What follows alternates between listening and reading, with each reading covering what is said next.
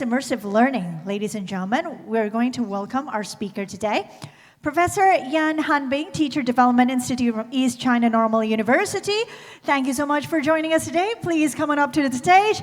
And our moderator, Dr. Avinash Chandra Joshi, Professor, Center for Public Policy at Doon University, consultant and editor of IFTDO News.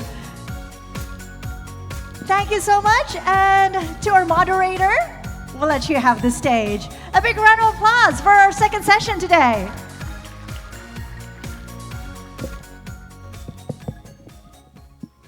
Good morning, everyone. Very, very weak. This is the second session now, and we should be full of energy.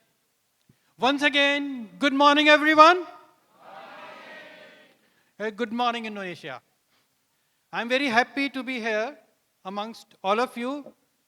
I come from India, a province north of India, Uttarakhand.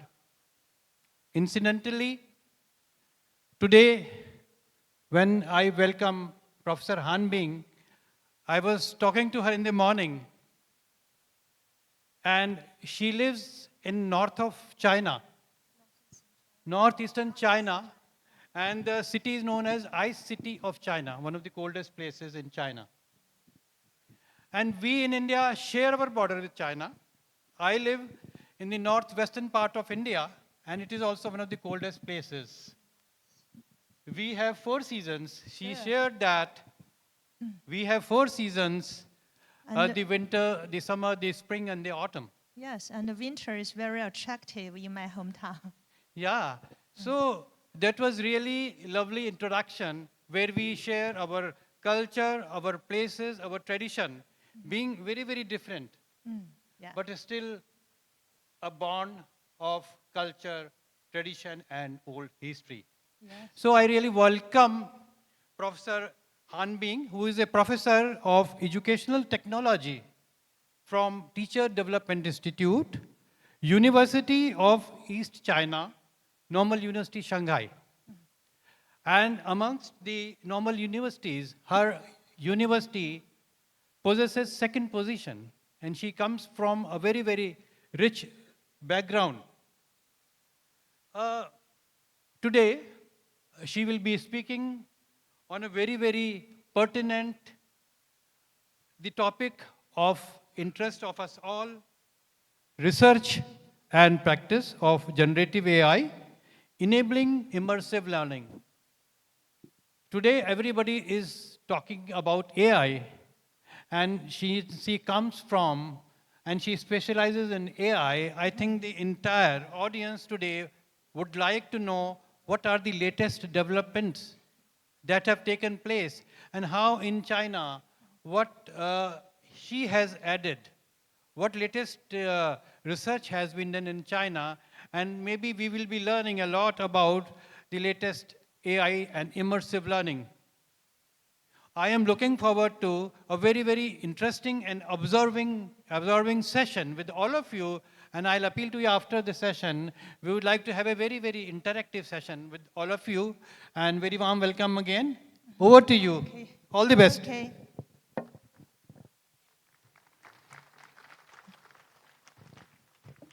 Hello, everyone. I'm very pleased to be here to share our research and practice of generative AI, enabling immersive learning. In fact, my topic is really a cross-domain research for you.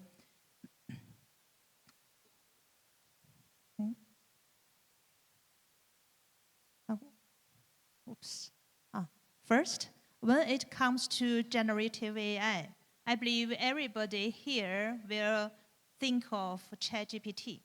Yes, ChatGPT is a representative of generative AI. Then what is exactly generative AI? Generative AI refers to a class of AI systems capable of creating new original content, such as text, images, music, code, or video. It's quite different from previous AI. The traditional AI, they good at analysis and classify data, but a generative AI produce novel outcomes. First, let's see this diagram. This diagram is quite famous in my research field. My research field is educational technology. And we call this diagram as impossible triangle. Why is impossible? Let us see. There are 3 circles. The upper circle is high quality. The left bottom is massive scale. And the right bottom is sustainable cost. And in the middle of this picture, this right triangle, it demands all 3 simultaneously. It's a kind of greedy, right? And it's a kind of impossible. However, the core value of technology in any field is to break the impossible triangle, including education. Also, we do educational technology is to break the impossible triangle. So, next, let's explore how generative AI can break the impossible triangle in education. We all know that digital courses has been credited with promoting educational equity, but it is not perfect. It's not perfect for learning. We know 2012 is the year of MOOC, and so many international top universities share their courses to the outside world. And it's really expanded the entire process of educational equity, expanded forward, a big step. However, there is one of the prominent problem of MOOC, that is the problem of dropout rate. According to research, if there's no tutor, a student, they want to learn by themselves, the dropout rate can be as high as 80%. And there's another problem in MOOC. This is very difficult to lead to transfer. That means if you learn only by digital course, it's very difficult for you to apply knowledge into practice. In other words, there is still a long way from knowing to doing.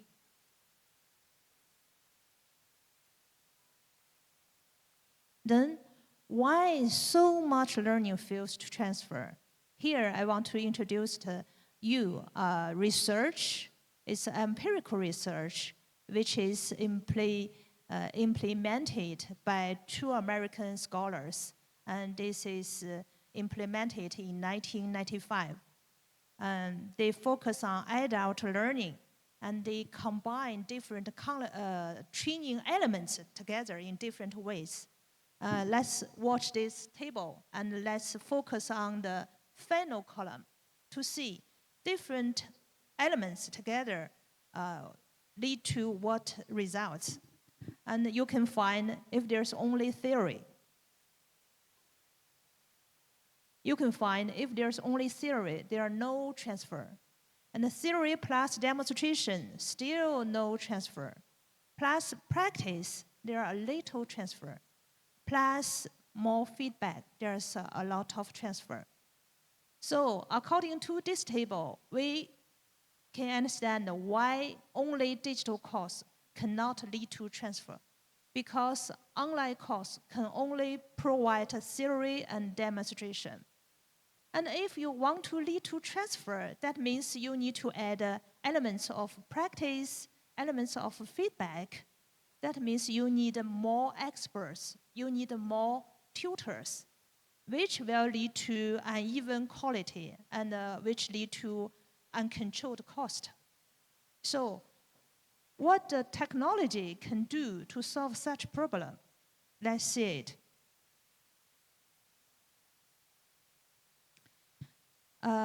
Before, there was no generative AI. we had already had immersive learning environment. Here I collect several immersive learning environment developed by different countries. And those environment is especially for pre-service teachers and new teachers. Those teachers as a learner, they can learn in this system and they can also get feedback from the system. It seemed it can solve the problem for transfer. However, in education,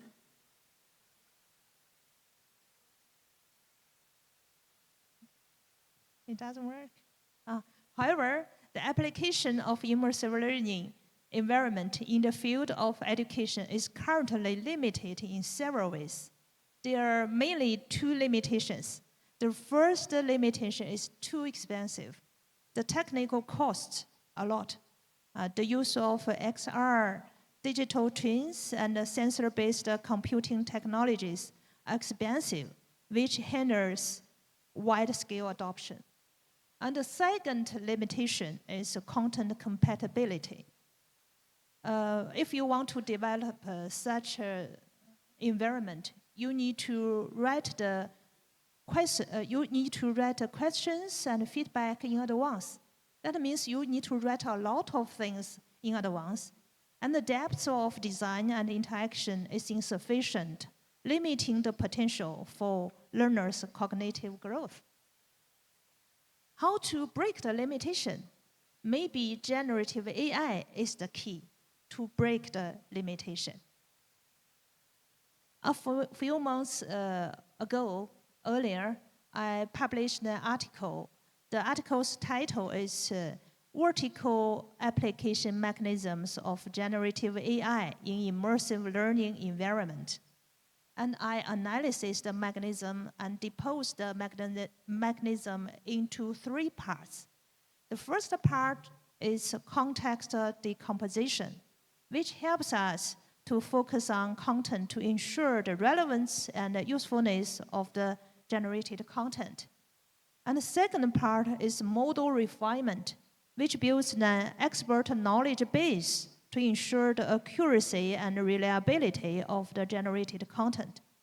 And the third part is content creation, which integrates multi-agent to ensure the interactivity and immersion of the generated content. I know only by saying this, it's very difficult for you to understand what I mean. So I prepare an example for you.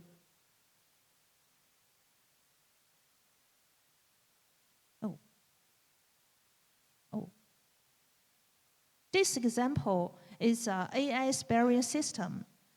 This system is developed by our group, and especially for parents learning. You know, many parents want to learn. They're eager to learn, to communicate with their children. So we developed such a system. And the system name is 知行会语. And when the media reports the system, the title is The Parent School in the AI Era is Here. I think the title, the topic is quite reasonable. And I have get a screenshot for 5 to 6 minutes. It's a video. Let's see the video first. Okay, can we start the video? By this video, you can see how this system works.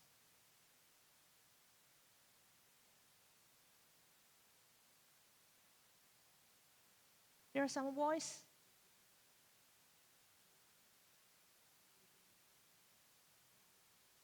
Could you play it from the start and make the sound out?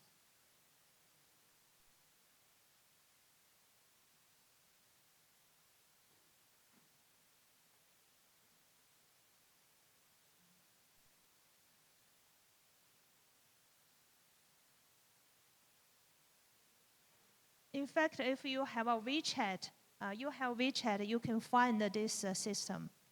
And it's very easy. In the small program of the WeChat. Then, the mobile phone interface is similar to mine. Here we will see the ability that many parents need to communicate with their children. For example, active listening and clarification, effective use of positive incentives, appropriate intervention in children's growth, and so on. Let's start with a random ability point. I entered the first ability point, which is called active listening and emotional clarification. You will first see what this ability is all about. Then in this interface, we will see that it has 4 functions: situational diagnosis, course learning, cognitive assessment, intelligent sparring. We first go to a common function, course to learn. This is one of our common functions. It is a micro course. We listen for 20 seconds.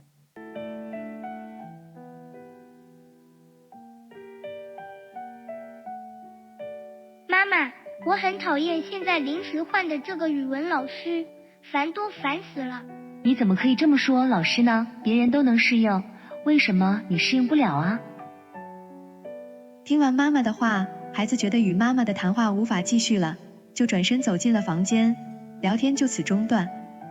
在这 Now our course is a 10-minute micro lesson.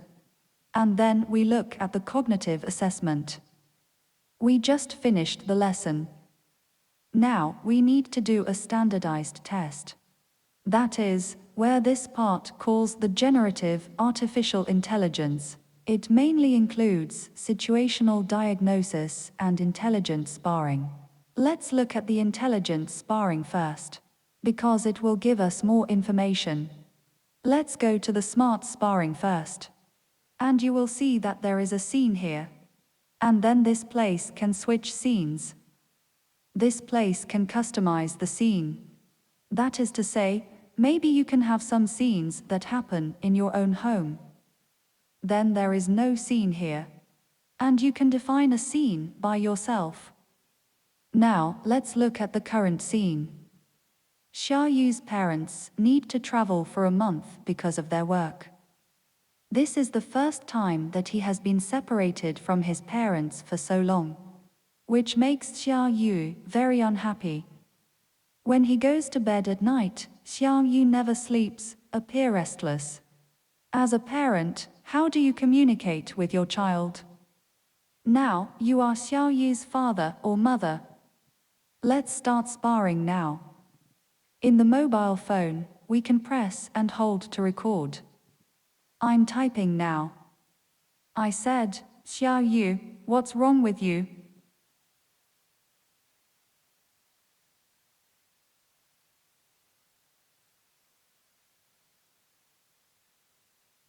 Notice that there are 3 small points in this place at this time.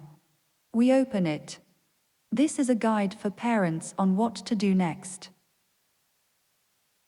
Then we open the one next to the child. You see, the child said that I couldn't sleep and I was upset. We opened these 3 points. This is his psychological activity. He said that his mother seemed to care about me. And then go on.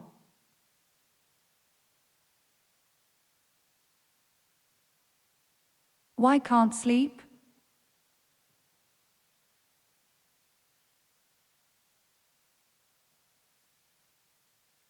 Tell mom about it.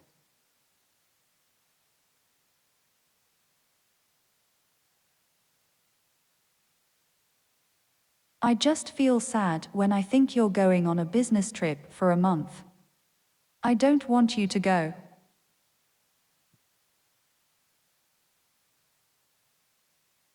I might go on to say what a man is worried about.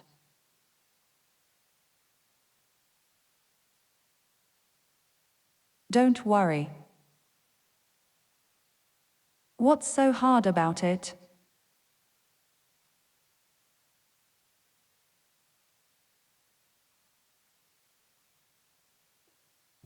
What does a man feel uncomfortable? Don't feel uncomfortable. I'm not a man, I just don't want you to go, and very aggrieved. Okay. Now, the parents are definitely not listening to him in this state. Of course, we can use this computer to make a judgment by our generative artificial intelligence. In this process, we can continue to communicate until you feel that you have almost communicated. Of course, the logic embedded here is that if you have this ability, you will persuade the child to be better and better. If you don't have this ability, the child can't be persuaded. Let's make an assessment now. It will take a little time. In this assessment, we will see the corresponding summary, suggestions, and demonstrations. You see, the full score is 5 stars. In the summary, it is a summary in this situation. It is not a broad summary. We saw this in the demonstration. He said that when the child said he didn't want his parents to leave and felt sad, the parents could respond like this. Baby, mom understands you, now reluctant to let mom go. The heart must be uncomfortable. This feeling of separation is really uncomfortable. Let's think about it. What can you do to make you happy during your mother's business trip this month? Are you worried that your mother will not be around this month? This not only expresses empathy, but also summarizes the child's feelings. It can also give positive feedback to the child by asking questions to guide the child's thinking. Let's pay attention to how it made such a summary, suggestion, and demonstration below. Behind each ability point, there are psychology, pedagogy, and sociology. His general principles of ability. What should be called active listening and active clarification. Here, we should pay attention to showing empathy, summarizing feelings, asking questions, and giving feedback. And the general method and the general rule are actually the part that the micro-lesson tells us. In this way, parents can practice well after learning.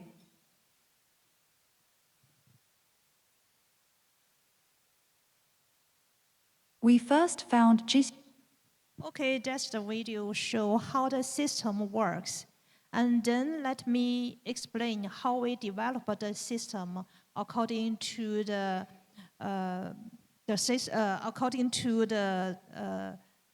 system I have written in the article. The first part is decomposition. Decomposition parents' ability into macro abilities first. In this mechanism, and we divide parents' communication ability into 24 macro abilities, which makes your this system very accurate.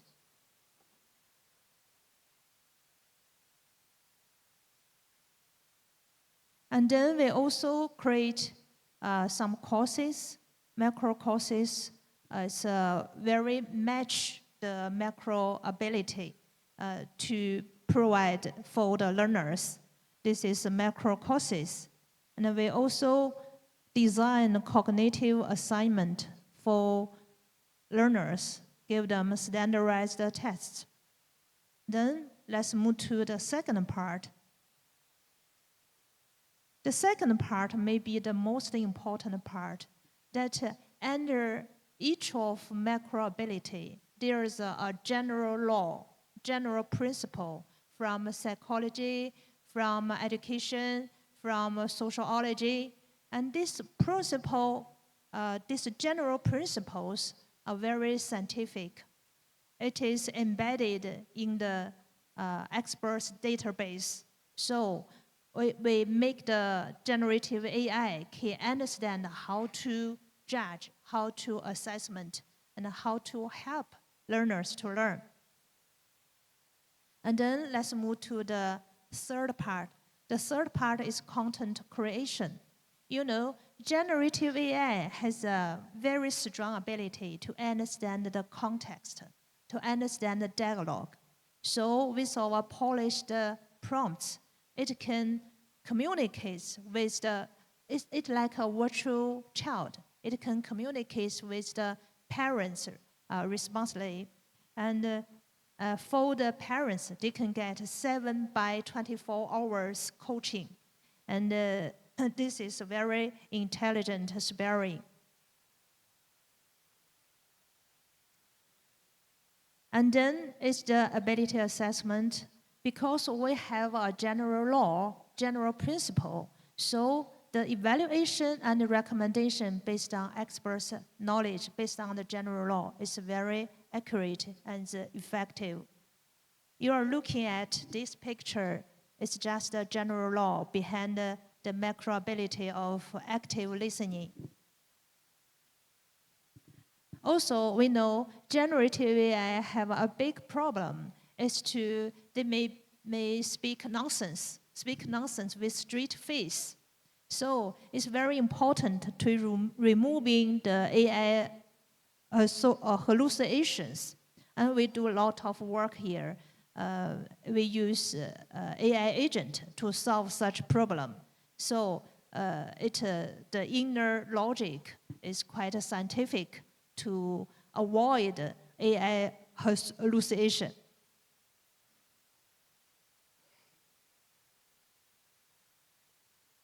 Now I have introduced the whole system. I believe you have understand that the learning model of parents are completely changed. Before, if a parent, they want to learn, they maybe have to learn systematically, or they have to find courses online from randomly. Now they can learn systematically, but they can learn very free. They have free choice, and they can do independent learning. And most important, they have 7 by 24 hours practice and feedback. There's no more costs. And if the parent, they think they have mastered the macro ability, they even can provide a video to certificate his ability and to get our certification. So let's review all the process. At the beginning, I have told that the research told us there are 4 elements to lead to transfer. They are theory, demonstration, practice, and feedback. And in this system, course learning can provide theory and demonstration. And the sparring coaching can provide practice and feedback. So in the system, the 4 elements is okay, is complete. And we can see the transfer from another view, from assessment. There are 3-stage assessment. The first assessment is for cognitive assessment. After the learner watch the macro course, they can take a standard test. This only lower level thinking. And then they can do near transfer because there are so many simple contexts. They can practice here and they can be assessment in this scenario. And the third stage, they apply the knowledge into the real situation. They maybe communicate with their children and they give us their reflective video and we can give them ability certification. It's a real world content. Their ability is far transfer. So by this way, I think assessment driven transfer.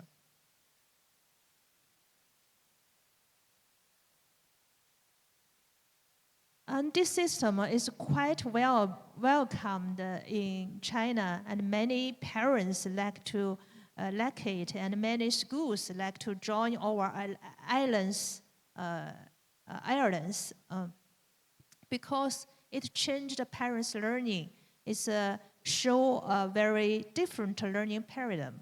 It's more adaptive, more generative, and more contextualized. So And now our follow-up research have launched. We launched version 3. It's launched at on May 14th this year. The new version, we just make the child, the virtual child, has their personality. Personality with different character. Its feedback can communicate different. The style and the logic may be different. So we research on this, and we also give some representative image for different characters child, and make the scenario is more real. It's very good for parents to practice with the child more like her own children. In the whole process, what impressed me a lot is the cross-domain cooperation. In fact, in our educational technology, if we want to do research, do creative research, do creative practice, we need 3 partners. The first is research partners. We do research, we translate theory, and we also need commercial partners. They will provide capital, and they also give us a product development. And we also need education partners. For example, we have more than 500 schools join us. They give us an opportunity to do pilot and to make this system better and better. Now the technology, especially generative AI, developed very quick, and our system is under developing. And I hope I have made myself clear, and I hope what I said can enlighten you. That's all what I want to show. Thank you.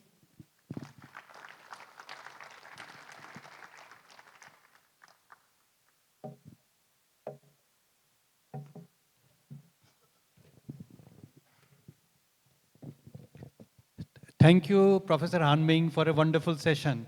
Please give a big round of applause for this wonderful session.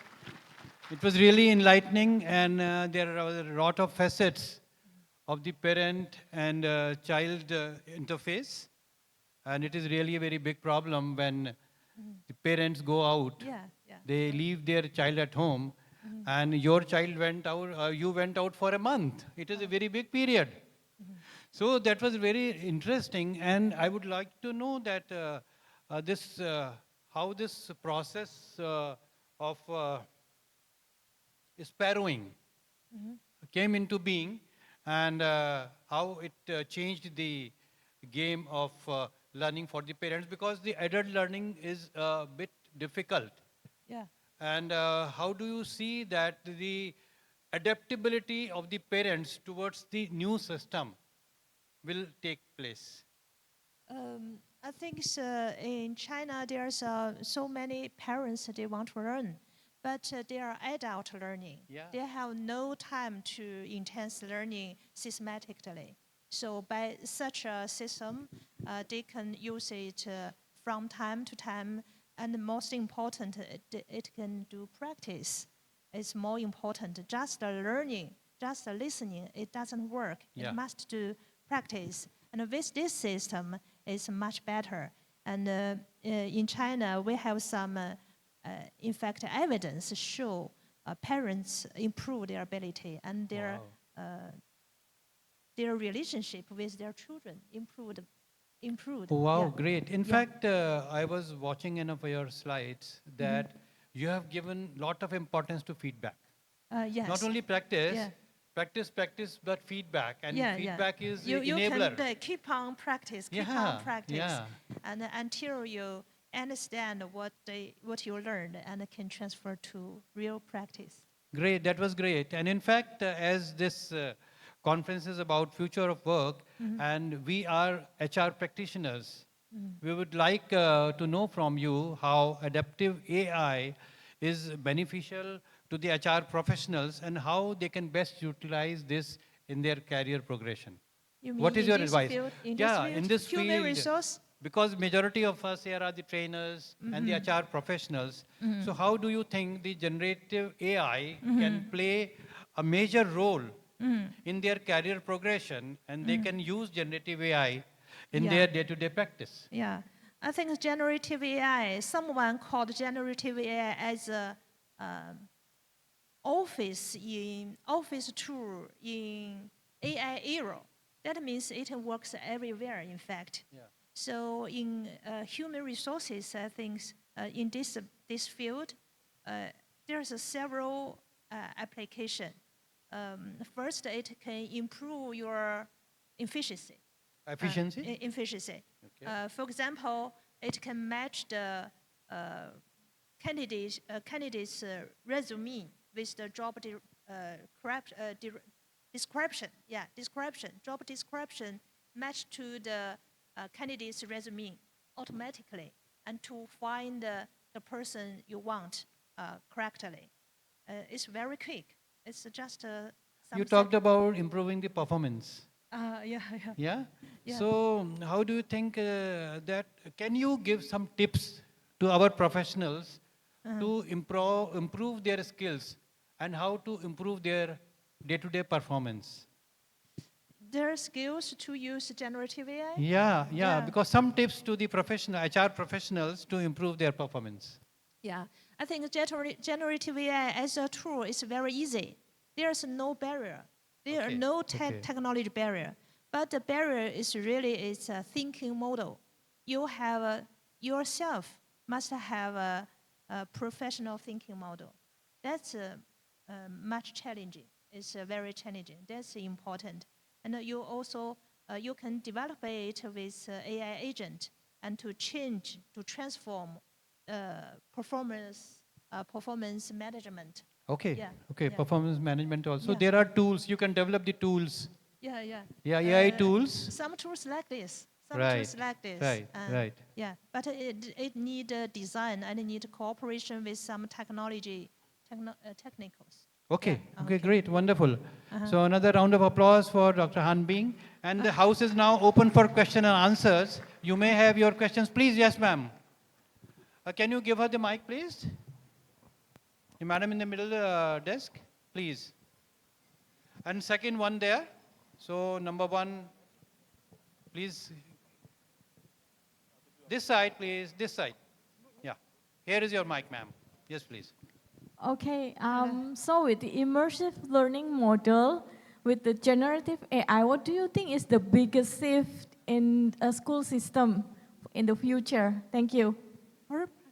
Could you, can you just repeat your questions slowly? Okay. So I'm so interested with the immersive learning using the generative AI. So I'm wondering what is the biggest shift in the school system with this model? Thank you. How generative AI can be helpful in immersive learning? Immersive learning. Immersive learning, yeah. How generative AI can benefit immersive learning? Yeah, is it the question? Yeah, this is the topic what I talked today, right? Because the scenarios, it can give many scenarios, so you can talk with it in real scenarios, and it can understand the background, the context, before we have to write in advance the answers and questions. But now you just use generative AI, you can reach such aim. Yeah. I mean, it's kind of like disruption in the school system. So what do you think is the biggest shift in the school system in the future? The school system? And the generative disruption, AI? yeah, it definitely will disrupt the school system right now, right? The school, I mean, primary and secondary, I think maybe you can translate for me in Chinese. Okay. Can you just elaborate your question? Because you are talking about the school system. School system, yeah. Yeah, And I mean, like now, nowadays, the school system is using the teachers and students, and it will be more with the generative learning. It would be like learning become more individuals. right? Yeah. Right. And how it will change our school system right now. I mean, like the school must be very, really, really different in the future. Yeah, I think so. Yeah, before we want to individual learning in school reform, but it's very difficult because the teacher is so limited. But now with the generative AI, it seems you have so many tutors for students. But still, there's a challenge for teachers because if they have no such ability, just ask students to use generative AI is very dangerous because students maybe rely on the generative AI. They don't want to think. It's wrong. The application is wrong. So we have to teach. We have trained the teachers how to use generative AI to make GAI to be a tutor, very smart tutor, and to be more individualized learning in this way. Yeah, thank you. Another one, the last, yeah, please hand over the mic to the.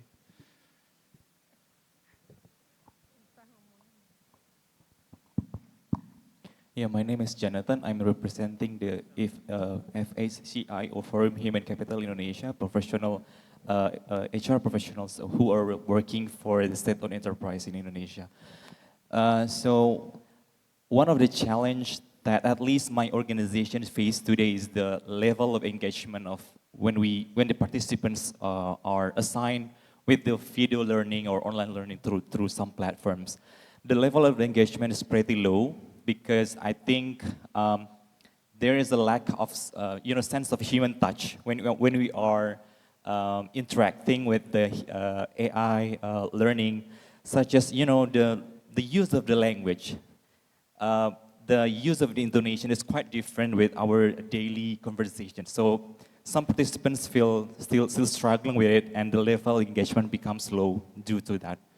So I just wondering whether there is any advancement of this issue, whether you, maybe in your perspectives on how we, to face this challenge in order to make the level of engagement in using AI platform in the video and also from getting feedback through that platform is getting higher and higher. Thank you so much. Could you understand? Basically, he says that for the HR professionals, What? Pardon? for the HR professionals, human resource management professionals, he feels the technology separates the individual, and there is a gap between the two. So how do you think that it can be brought together by minimizing the distance between technology and the human being, The gap, and right. so that it can be more productive and more useful? Am I right? Yeah. The use of the language intonations use feels of the like language. we feel lack of human touch. So Human- that's why the engagement of people using the video learning is still low in my organization. So how we can address that concern? Yeah, he's speaking about human touch, more of human touch while we are using the technology. But if the human touch is more, then probably the acceptance of the technology as well as improvement in the performance is more. Yeah? So anything about that? The human interface, in fact. Oh, okay. I think so. It's how to fill the gap, right? The difference, fill the gap. Yeah. I think so it depends. It's not so easy. In fact, before we think the technology is so easy and everyone can grasp it. But the truth is, someone, if they have a strong ability, they have a strong knowledge, they can use it very well. But other people couldn't do this. I think there's a two-way. The first, we need to train. And the second, I think so we need to develop some agent. This agent will embed some expert knowledge in it, so it can serve people very well and don't give them pressure that they need expert knowledge by this way. But I don't think there's a very good solution till now. It's still very challenging. Yeah, thank you so much. And now the time is over for us, and Please give her a big round of applause for this wonderful presentation. Thank you, ma'am.